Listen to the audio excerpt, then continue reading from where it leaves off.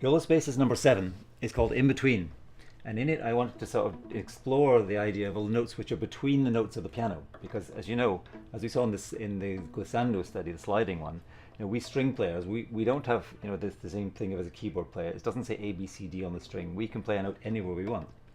So we have to learn how to play all these very different notes. Of course, in pieces which are written, a composer will have his different reasons for using these smaller tones, microtones, maybe quartertones.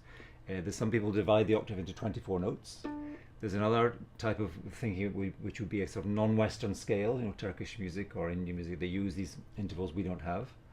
And the third type of quartertone is, or microinterval, will be the one from the harmonic series, which we saw when we were doing the harmonic study, Harmonic Horizon. This study started actually because I realized the first time most viola players will see a quartertone is in Ligeti Sonata, which begins.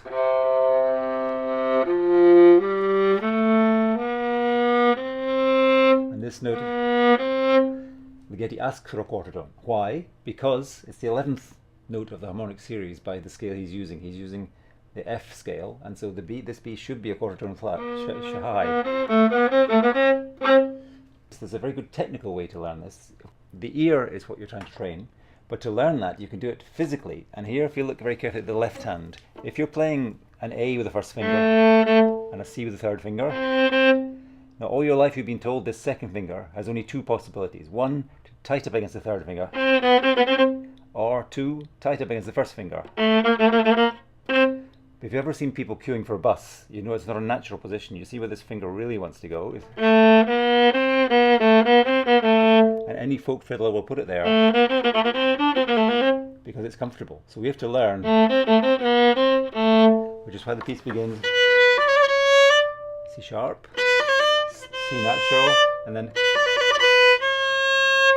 right between the two. And that's the basic exercise of the piece. We're trying to learn where the note fits. So I got the tip from Ligeti, why there's a little quote from Ligeti near the end of the piece. And that quartertone is there because it's 11th harmonic. Some of the other ones are sliding around just looking to be expressive. There's later on in the piece, there's a quartertone trill, which is a useful technique. Now fingers are in general too big to do a quartertone trill. So what I would recommend is, the note being here, you place the next finger not right in front of it like you would, but right on the side, almost on the fingerboard only just touching this. So it hardly alters the pitch. And this is a very nice trill. It makes the note vibrate without really changing the pitch. It's a way of keeping the note alive somehow. At the end we have these very constant intervals.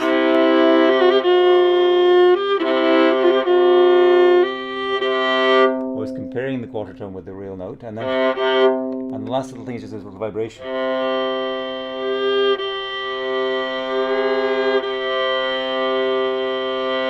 A very controlled deviation from the middle. You can feel the vibrations.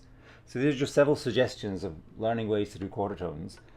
But the best idea is to fool around on your string, which has all the notes you will ever need, and just find a way to play them, physical or with the ear, or because you have a musical purpose. So that was the ideas behind In Between.